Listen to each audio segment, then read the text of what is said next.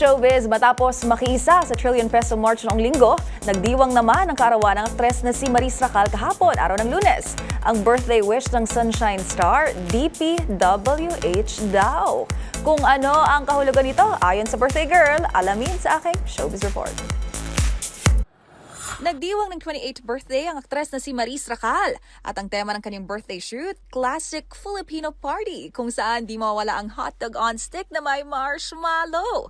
Pero ang pinakapumukaw sa atensyon ng netizens ay ang birthday wish ng aktres, kung saan, say ni Maris, ang wish ko lang ay DPWH o di pwede ang walang hustisya.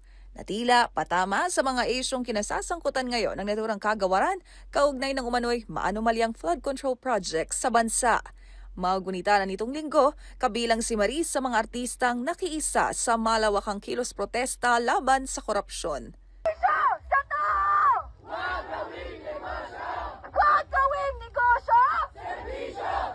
Samantala, agad namang bumuho sa mga pagbati mula sa mga kasamahan sa industriya ng birthday girl. Kabilang na riyan sina Angelica Panganiban, Rufa Gutierrez, Chi Filomeno at Nikki Valdez na humirit pa ng sana matupad wish mo.